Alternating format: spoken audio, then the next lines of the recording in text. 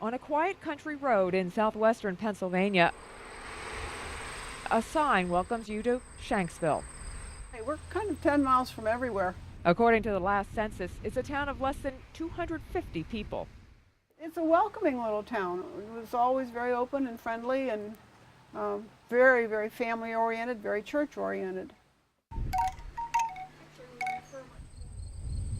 It's the kind of place that would have caught Norman Rockwell's eye. It was just a very quiet little town, not known by much of anybody. A little town that has had to shoulder a big burden since that fateful day nearly 10 years ago. A day where the sky was blue, the sun bright. Pastor Sylvia Baker remembers it well. I suddenly felt the most awful shaking of this house. I was just sure it had to fall down. I saw the black cloud of the plane right there. Had a phone call from my wife and asked to come home because this plane had crashed in my fire district. And at first I didn't believe her.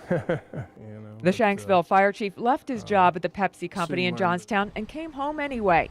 He and members of his volunteer fire department were among the first emergency responders to arrive at the crash site. Unlike anything that I've ever come upon. Smoldering debris and smell of jet fuel, blue smoke. The crash of Flight 93 thrust tiny Shanksville into the national spotlight. Most Americans have forgotten, but we cannot forget and will not forget because we see it every day.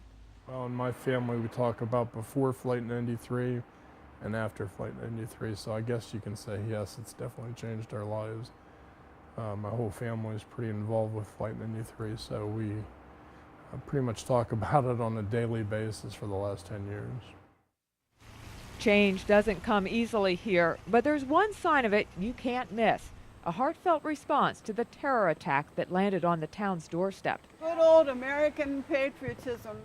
As for the events of 9/11 and the fallout, some have embraced them, while others shun them. You'll talk to some people that are all for what's going on and want to be involved, and of course you have the others that just wish it would go away, probably. Life is going back to normal here in a lot of ways, but the pain of that day still lingers. I won't lie, sometimes I cry, it's just like, it won't go away. We felt the pain of the people around in New York and Washington and here. It brings tears to my eyes. Just thinking of what they had to endure.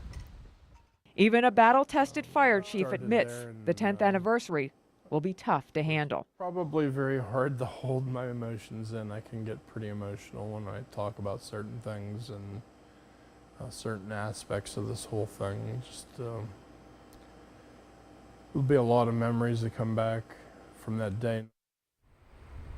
In Shanksville, Barbara Barr, News 8.